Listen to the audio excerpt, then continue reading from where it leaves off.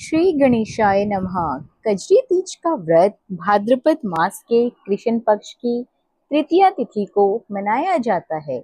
मान्यता है कि इस दिन माँ पार्वती भगवान शिव की पूजा करने से और साथ ही साथ कथा सुनने से महिलाओं को सुहागिन होने का अखंड सौभाग्य प्राप्त होता है। साथ ही साथ कुंवारी कन्याओं को मन चाहे वर की प्राप्ति होती है। तो आज आप लोग सुनेंगे कजरी तीज की पौराणिक कथा। इससे पहले जान लेते हैं कजरी तीज की पूजा विधि। कजरी तीज के दिन सुबह के समय जल्दी उठ के स्नान आदि से निर्वित होकर हरे रंग के शुद्ध कपड़े पहने, उसके बाद मंदिर में या फिर अपने कमरे में चौकी रखकर उसके ऊपर लाल रंग का कपड़ा बिछाएं।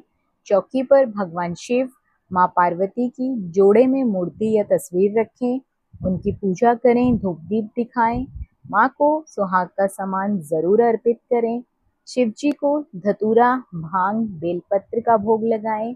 इस दौरान तीज की कथा जरूर सुने। तो चलिए सुनते हैं कजरी तीज की पुरानी और प्रमाणिक व्रत कथा। प्राचीन समय की बात है, एक गांव में एक गरीब ब्राह्मण दंपति रहते थे। उसकी हालत इतनी दयनीय थी कि जैसे तैसे वह केवल 2 वक्त का भोजन ही कर पाता था। ऐसे में जब भाद्रपद महीने में तृतीया तिथि की कजरी तीज आई तो ब्राह्मण की पत्नी ने कजरी तीज का व्रत रखने का संकल्प किया और उसने तीज माता का व्रत रखा। ब्रह्माणी ने ब्राह्मण से कहा, सुनो जी, आज मेरा तीज माता का व्रत है, आप कहीं से चने का सत्तू लेकर आओ। इस पर ब्राह्मण बोला, ओ भाग्यवान, देने के लिए दाम नहीं है, मैं सत्तू कहाँ से लाऊं?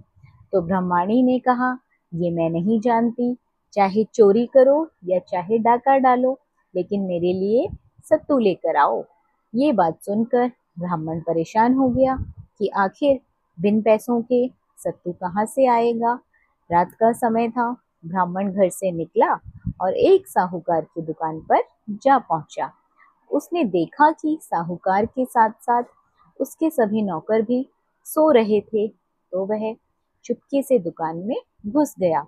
सत्तू बनाने के लिए उसने वहां पर चने की दाल, घी, शक्कर लेकर सबको 1.25 किलो के बराबर तोलकर ले लिया। जब ब्राह्मण ये सब कर रहा था तो खटपट की आवाज सुनकर दुकान के नौकर जाग गए और चोर चोर चिल्लाने लगे। ऐसे में साहूकार की भी नींद खुल गई। उसने ब्राह्मण को देखा और उसको पकड़ लिया। साहूकार की गिरफ्त में आए ब्राह्मण ने बहुत विनम्रता से कहा, हे साहूकार, मैं चोर नहीं हूँ।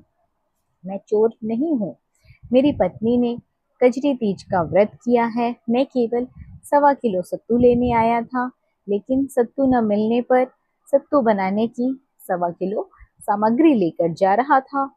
आप मेरी तलाशी लेकर देख लीजिए।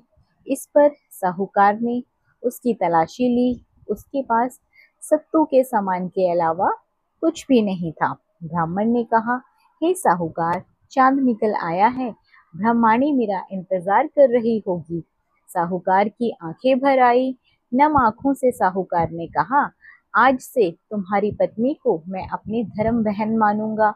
इसके बाद उसने ब्राह्मण को सत्तू, आभूषण, गहने, रुपए, मेहंदी, लच्छा और बहुत सारा धन देकर ठाट से विदा किया।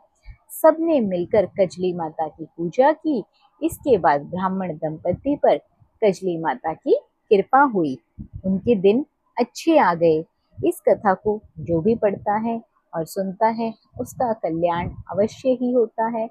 इस कथा को सुनने वाले साथ साथ सब लोगों के वैसे ही दिन फिरे जैसे ब्राह्मण के दिन फिरे।